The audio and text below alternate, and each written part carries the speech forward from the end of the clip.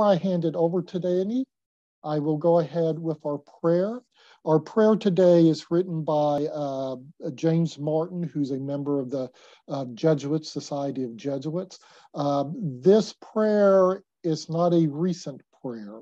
I want to point that out, and it indicates just how long we have lived with the hurt and the pain of gun violence in our society. But it is an honest prayer, and I appreciate that. And he has entitled it, Sad, Tired, and Angry, a prayer in the face of gun violence. A prayer in the face Let us pray. Of gun. Almighty God, I come before you once again after another shooting. I am sad, God. So I ask you to receive into your loving care the souls of those who were killed, to care for those who were wounded or hurt in any way, to console the family members and friends of those who died or were wounded, to strengthen the hands of the rescue workers, medical professionals, and caregivers. I pray too for the shooter, as I must as a Christian.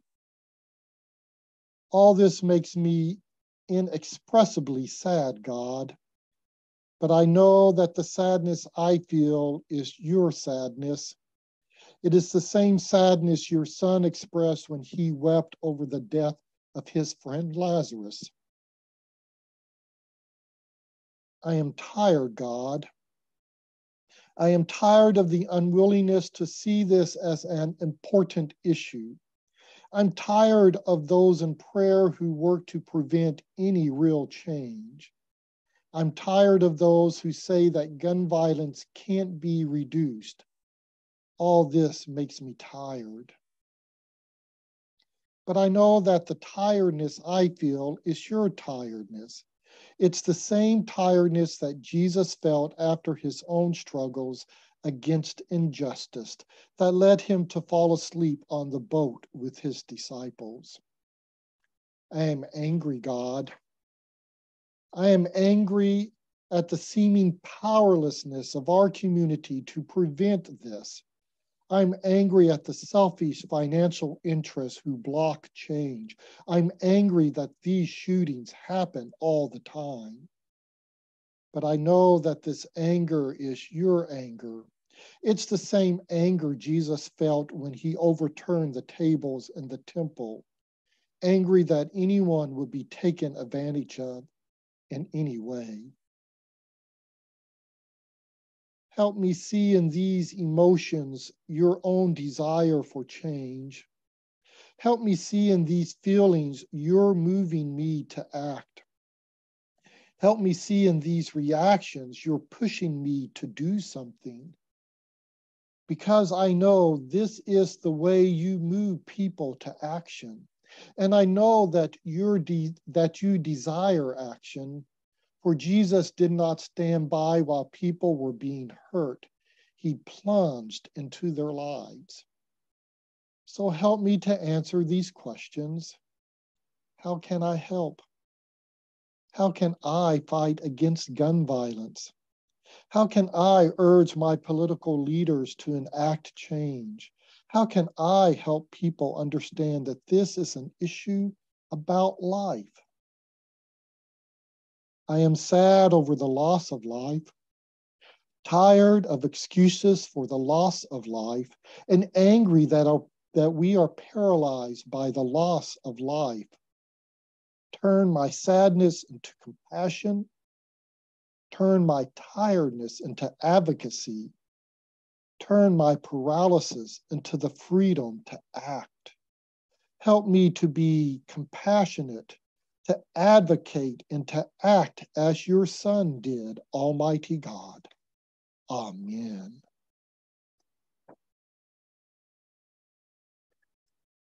Danny, if you will lead us through this uncomfortable yet important conversation.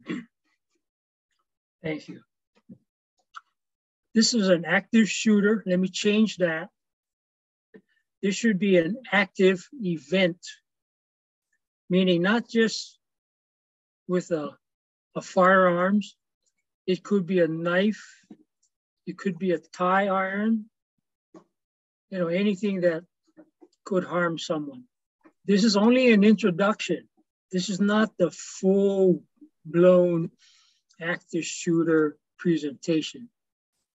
My job is to scare people into doing something, which is what I've tried to do for the last 3 years, to do something. Get a kit, make a plan, whatever. Okay? So in 2021, there were 61 incidents in the United States. 103 were killed, 140 were wounded. This year, it's increasing. If you read the paper this morning, over the holiday weekend, there are a lot of incidences. Not necessarily mass shooting. It could be an argument with a firearm, but that's still a dangerous situation. Again, we all know about the May 2022 Laguna Woods in California. One brave doctor, hero, was killed, 5 wounded. They say that because he took action, he saved many more lives, undetermined. So if you find yourself in a situation, in a photo like this, at a football game, at a graduation, in a church, in a supermarket, or neighborhood meeting, in a theater, you have to be aware of your surroundings. This is not go in and have a good time. You have to know the surroundings around you. When I go into a venue like this, the first thing I do, look for the exits. I normally sit close to an exit, or I know where the exit is. Secondary exits also, because if the primary exit is blocked, I don't want to look around for another avenue of escape. So the active shooter expects to die. The mentality is not to escape. They're going to go on a rampage until they get stopped, either by police, by suicide, or stopped by others, which happened in California. Now, on the bottom picture, I inserted this. A church had an active shooter exercise, and they learned how to disable the shooter. So lessons learned. Taking action will make a difference. Neutralize the threat because it's necessary to save lives. The school that recently got hit with an active shooter, the police failed to go in right away.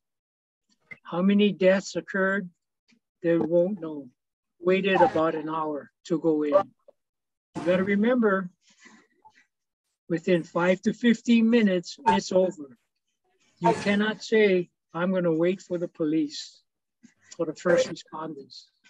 You gotta eliminate the threat if you can. There's no typical profile. No typical profile. I just inserted this slide. Choice of weapons, normally a pistol, shotgun, or rifle, revolver. So you're looking at semi-automatic handguns. The bottom is top venues, government buildings, entertainment, stores, malls, workplace, schools, other. Churches are among the other. So again, it doesn't matter. We don't know when or where the next active shooter will pop up. So what do you have to do? If you're in a church, active shooter comes, run or escape is possible. So again, know where the exits are. If you're on the other side of the room, from the shooter, you can hide if you can't run.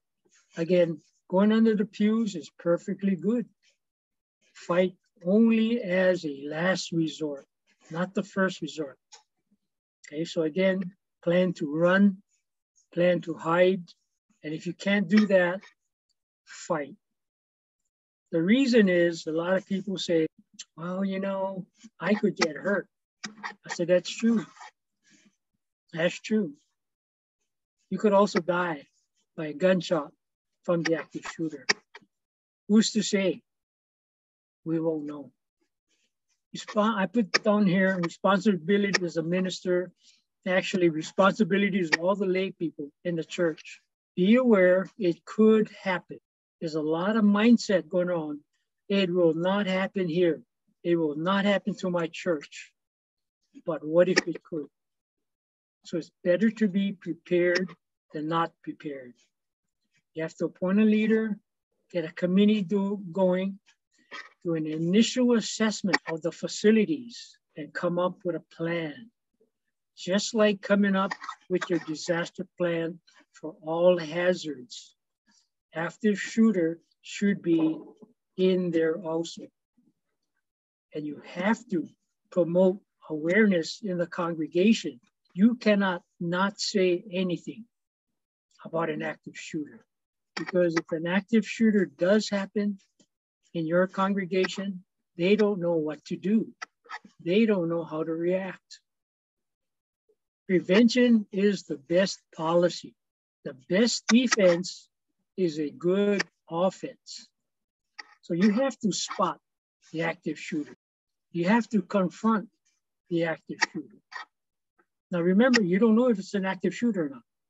You have to deny the active shooter. So just a little hint on how to do a plan. You have to create a parking team. A lot of churches, people come in, they self-park, they walk to the church entrance. But what you have to do is have your parking attendants know most of your congregation. Spot someone who is not known to them. Welcome them. Hi, how are you doing today? Nice day. Get on the radio. You have an FRS radio, family radio service.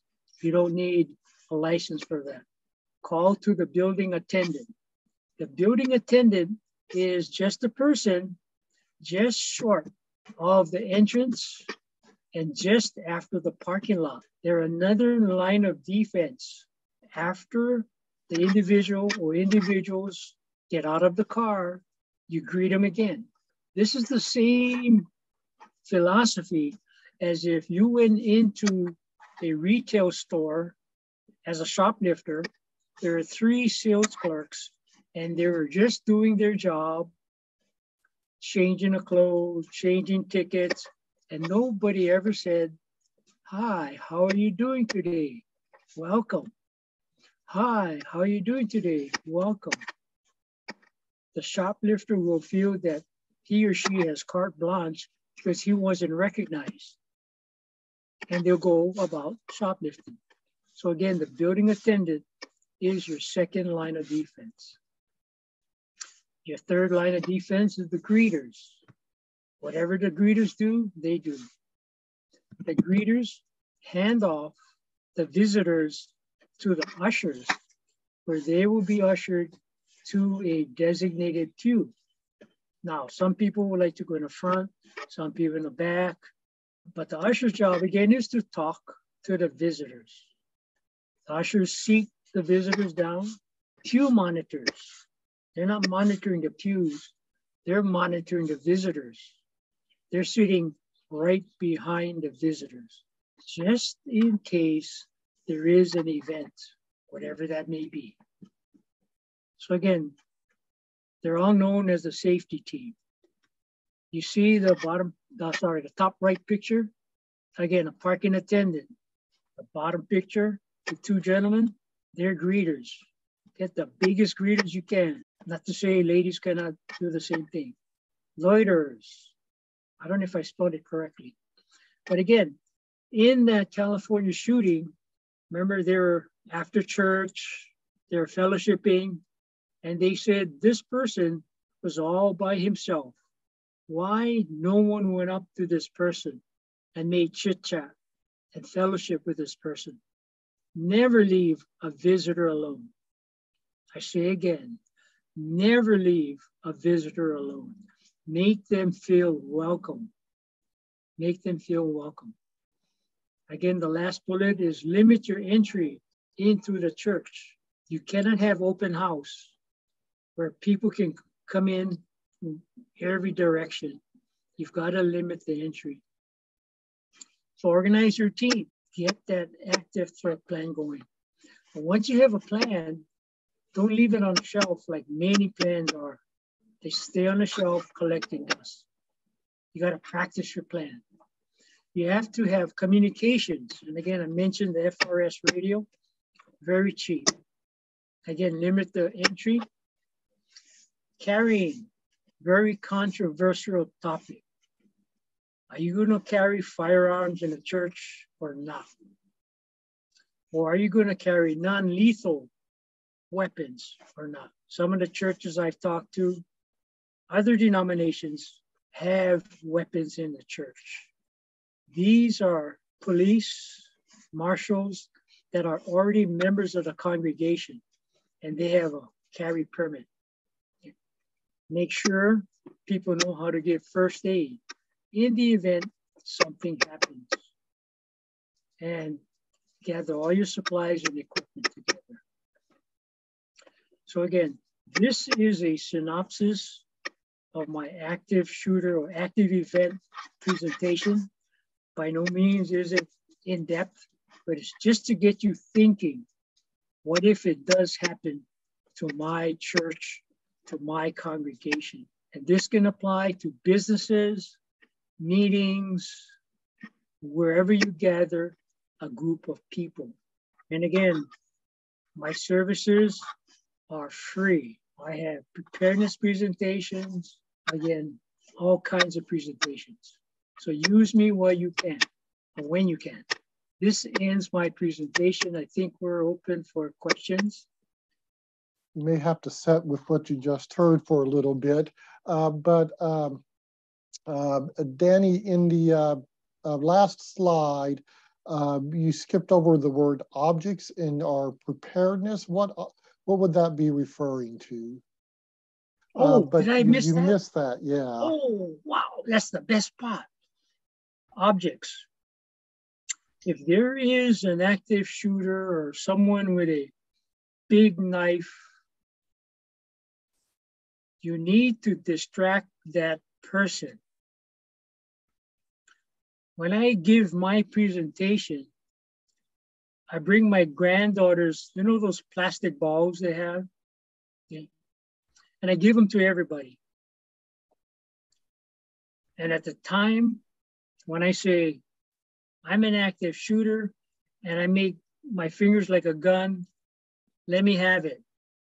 And everyone throws the plastic balls at me. I get distracted, okay? So objects could be a hymnal, you know. Another idea was to have baseballs already in the pews. Remember, in California, the gunman was hit by a chair. So use your imagination.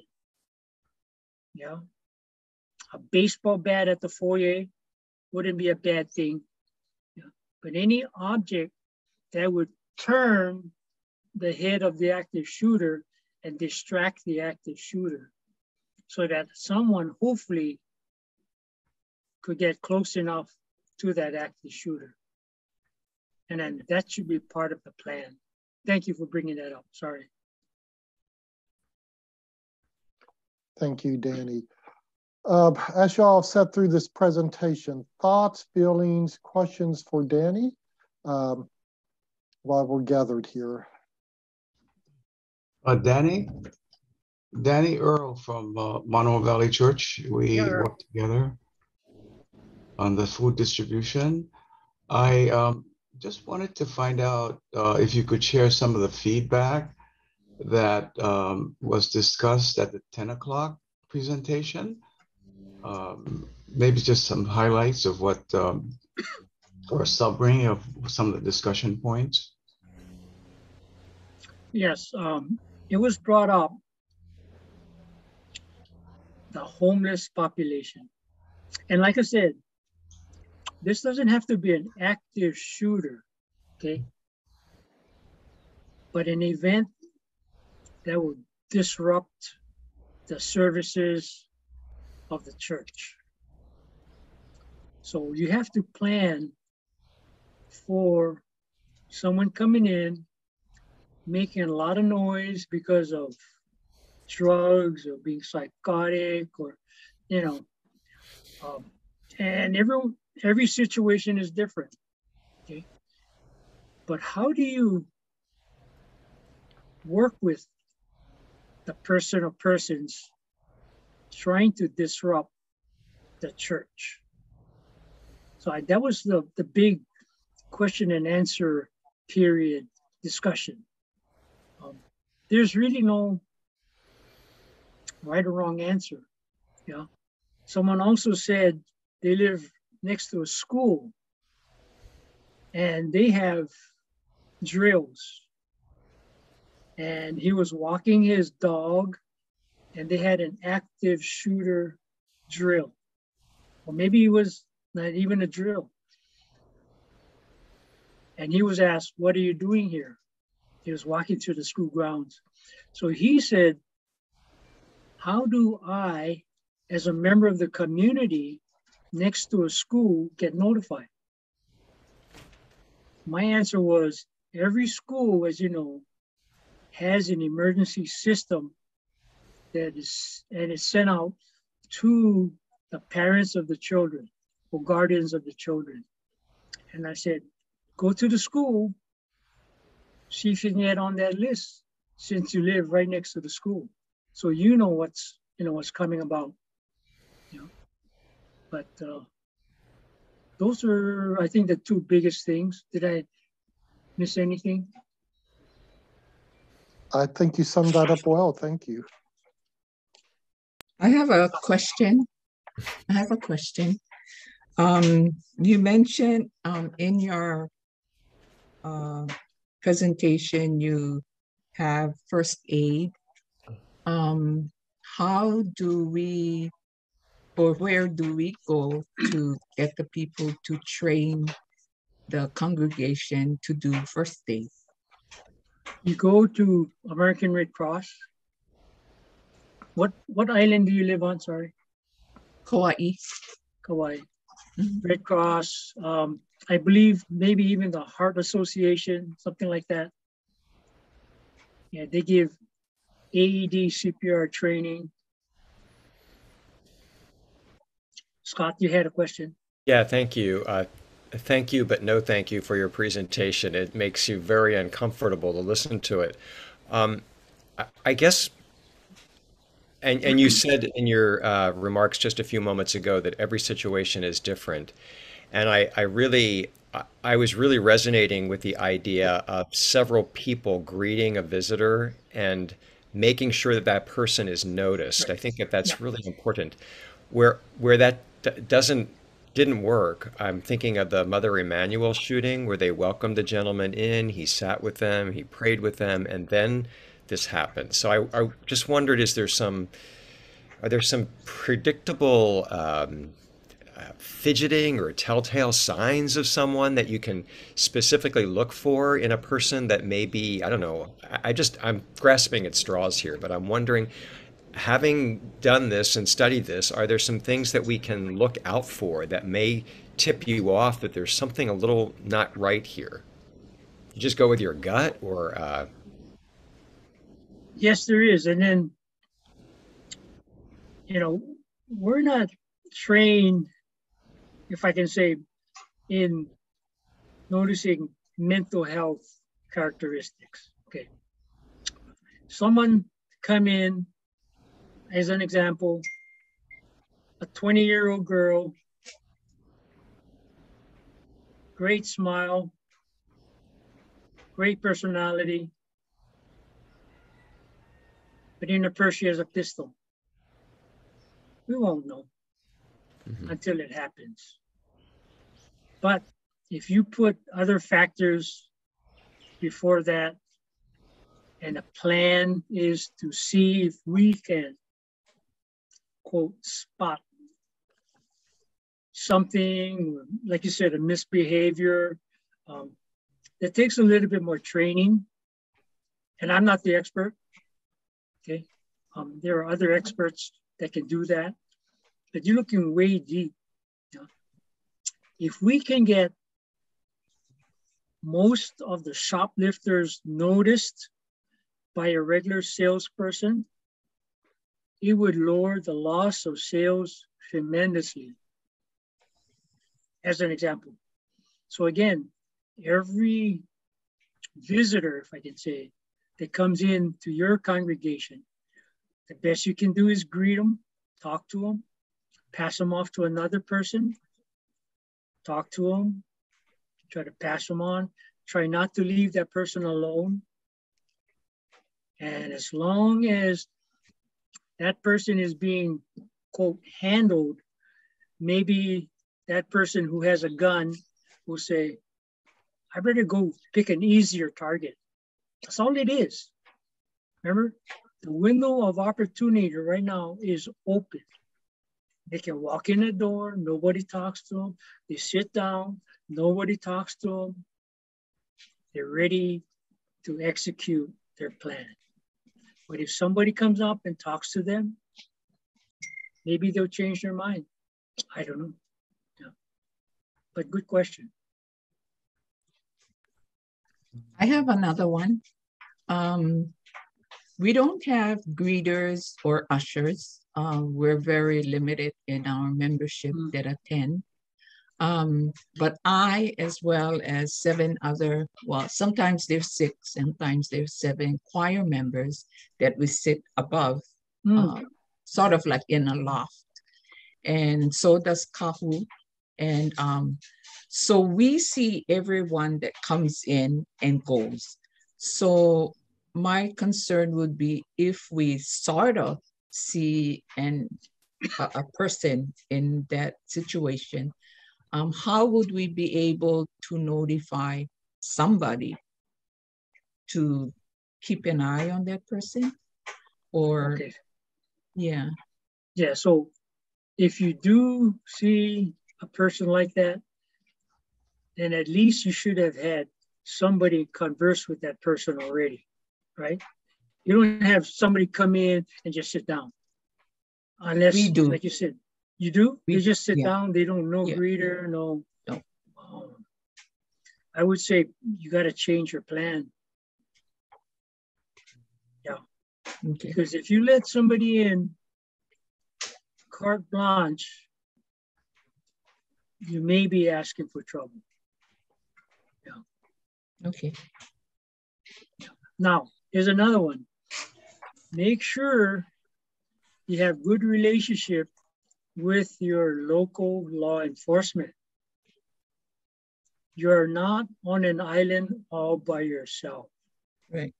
Yeah. Invite the local police. Tell them, hey, you know what? Can you at least make one round during our service? Something like that. And if we have a late night meeting, could you have the beat patrolman come by about 7:30, 8 o'clock with the blue lights? You see? Okay. And remember now, the police are our friends. Right. So the more you talk to them, the more you get to know them, and the more they get to know you, the better relationship you will have when the time comes. Hi, folks. Hi, I'm Monty Hess. I'm with Kavaiha Church. I'm on the board and trustees, and also part of the Safe Church ensemble that we have. And, we have been, like all churches, struggle with this issue. And, you know, a couple of watchwords we have is just awareness. Awareness in terms of not only the people who are responsible for Safe Church, but also to our members as well. And so I'll cover that in a minute. But we look at this issue from a two-pronged perspective. One is prevention, and the other one is response. So in the prevention side of the house, we are fortunate to have a group of people called Hui Aloha, who essentially are the traditional greeters from the parking lot to the pew. And they also are in the process of being trained medically to attend to people who have those sorts of things, issues. And also the implied mission that we are commencing is identification and awareness of the surrounding situation outside of the church. So what does that mean? Means when you come to Kawaihaʻi Church, you're greeted and you're brought into the pew. You're accompanied into the pew, and that's the normal. Where we are falling short is the response side of the house, where we've got to really go through some agonizing discussions and decisions in terms of what happens when an active shooter incident is in progress. You know, where are the safe places in the church, and how do we disperse our folks, you know, the leaders and all that. And clearly we have been talking with the police. We've attended the FBI sessions, and they've given us some guidance and all that. But at the end of the day, we're going to have to train our congregation, you know, and have to say, you know, once we develop a plan that is spiritually focused, and disperse that plan among our members, and then kind of practice it on a Saturday. Right now, we're not there. So, you know, we're on pins and needles like everybody else in terms of just heavy reliance on our Hui Aloha and our church leadership as well. And then take it from there. We do have relationships with the police, and I encourage all of you to do that. That's part of their kuleana as well. So I didn't share much other than just to share that awareness is a key word for us, and we're in the same boat like everybody else, trying to figure out, you know, the best approach and approaches for this. So I appreciate the briefings. Thank you, Monty. I appreciate you sharing the experience of Kawaihaʻi and what they're doing and their look at things. Are there other questions for Danny? Either particular practical questions, how heavy does a chair need to be, or more a little philosophical, if you want to say, how do we be a welcoming church, but also an aware church, right? And I'm happy to let Danny answer all of those questions. I had one more comment that I would make, and it comes out of my experience in Southern California, where, you know, we were a little bit more on edge than I think we are here in Hawaii, and there's no excuse for that, but that's just the way it was. We always had someone wandering the hallway, you know, like, because we had Sunday school going on upstairs, and there were always people coming in late. And I wanted to respond to the woman from Kauai who asked about seeing someone come in. Oftentimes the greeters, unfortunately, would sit down early and not be out there the whole time. And I've gotten out of the chancel and spoken to someone and just say, I see somebody back there that looks kind of suspicious. Do you mind just wandering the hallway for a while? And it turned out it was a custody battle situation between a family, and it was a problem. But that's just one recommendation I would make, is to have a hall monitor or wanderer during the service if you have a narthex or other hallways where there are especially if there's Sunday school going on. That's a good point. You know,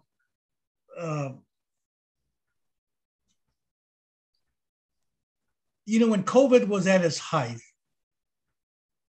our church adopted the protocols of registration.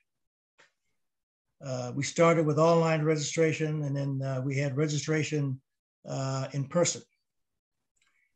And you came to the church, you registered, we did all the normal protocols for tracing and all that, and, put a band on them.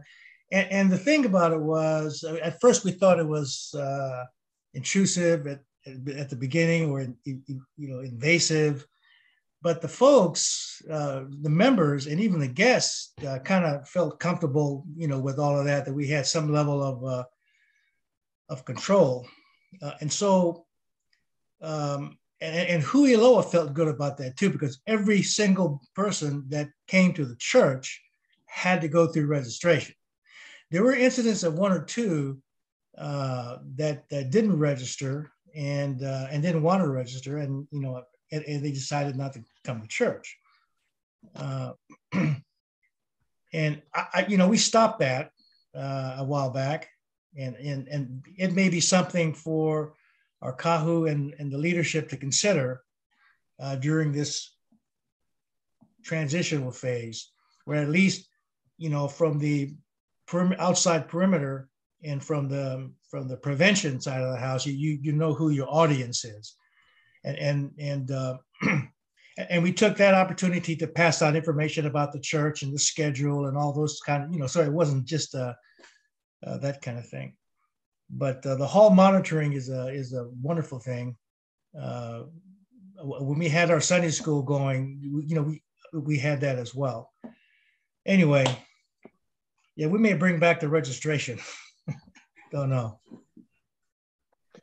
Actually, Monty, I thank you for that, because it is an indication, right, that we have been able to ask people to go through certain protocols, at least lining up at a door and getting our temperature checked and things of that nature, so that we do have that muscle memory among us, and that could be something that our congregations can build off of.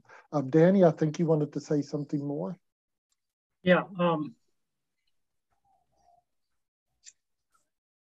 I would vote no to 100% registration, because if you've got long time people coming, you really don't worry about that. Our concern should be somebody we've never seen before, or, a couple times they come. But again, you may have negative feedback. If somebody's been coming for 20 years, you got to sign up, every time you come in. That's why I say, try to look at that. You can loosen it, make it a guest list for some. Mm-hmm. Yeah, but if I was coming to church and you don't know me by now, I may just say, well, let me find someplace else. That's only my feeling. It's only my feeling. I'm Bob from Kevalai on Maui. A lot of thoughts going through my mind is just with this last one. Maybe if at the greeters table that we have, if we don't recognize somebody, invite them to sign our visitors log and leave like an email, so we could add them to our mailing list.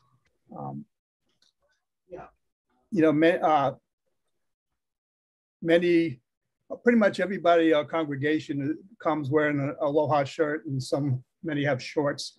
I would think that if you saw somebody with a bulky coat or a big backpack or something, that might be a signal that maybe something is amiss there. That might be a bit of a tell. I'm wondering, it's not just, you haven't limited this to just shooters, you say active events. I would envisioned, a disruption where somebody comes in with a political agenda and wants to disrupt things, whether it's gay and lesbian issues or minority things or politics. What's the best way to diffuse that in conversation? And then finally, I'm wondering, during the week we have lots and lots of visitors come down to our church, and there might be someone who is belligerent or taking issue with things that has some kind of chip on their shoulder. I know we have someone in our office. We have office hours, but it might be worthwhile to make a note of when that happens. But kind of all random thoughts here that are just bubbling through my brain here. Thank you. Yeah, good thoughts. May I share something? Kaiulani Hess from Kauai Church. We had an incident. It wasn't a shooter, but it was a political situation. But he came in a very open manner. He had no shirt. And so our greeters immediately talked to him about not wearing a shirt, that he needs to put a shirt on. If he has a shirt, we'll get him a shirt. And he refused to put a shirt on. But we also know that on the way into the church, he did end up going in with the children and assaulted one of the children. Not assaulted physically, but emotionally. And he ended up coming to the front of the church and confronted those at the front of the church. But immediately the deacons, and I think it was 4 men, immediately walked up to him and surrounded him. Separated. While they called the police, because he was spitting, and I don't know what he was saying, but he was saying words, but I couldn't hear him from where I was sitting. But he was being offensive to people around him. So we just sang. The whole time we just sang. What song was it? I don't recall, but I need you. I need thee every hour. I think we sang that song. The choir director started us all singing, and so we were just singing that song the entire time until the police arrived. And then we moved the kupuna away from that area. And then the police came, and then we kept singing. We just kept singing the same song, and as they took him out of the church. Yeah, what Kailani is describing from the moment he showed up outside the church, the moment he went to the front of the church, was in minutes. I mean, less than 2 minutes. And so that incident is the bedrock of and the change agent in what our response plan is. So that's what we're going through right now in terms of how to do that. Instinctively, the men gathered around and made a circle around the young man,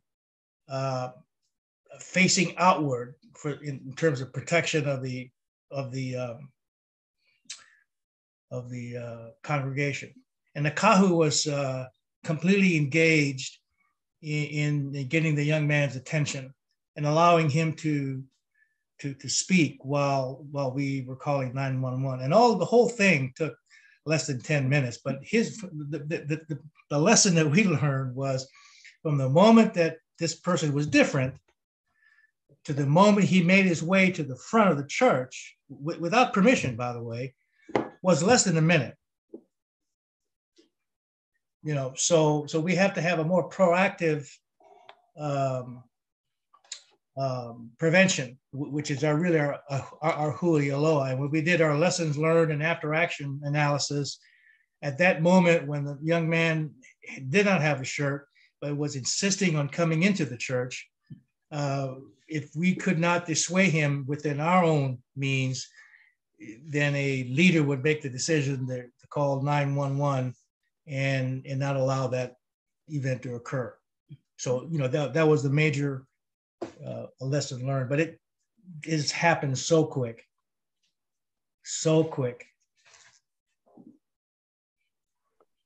Thank you, Bob, for the question, and thank you to the Hesses for that real life example. And yes, it does happen quick.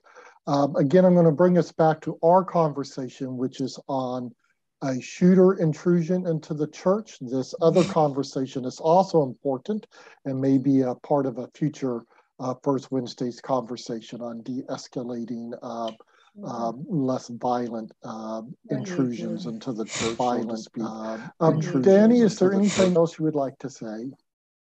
Yes. I'd like to thank Bob for bringing something up that jogged my mind. Again, the large stores use this. No large bags or backpacks where rifles can be stored, and extra ammunitions, grenades, gas canisters. Yes, someone may be able to,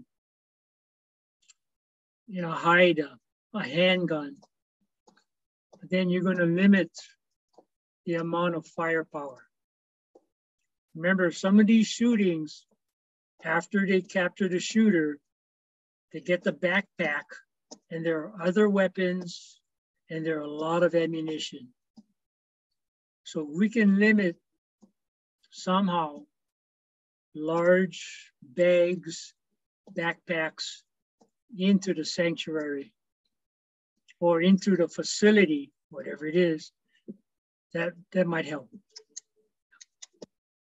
Thank you for your time here today. I hope this has been an enlightening discussion. If you'd like to get a hold of Danny and you don't know how to do that, just call the conference office and we'll give you his contact information. As he said, he's available to come to your church and have these conversations and other conversations as needed with your congregation. So thank you, Danny, for your time today, and thank you all for being here. Blessings.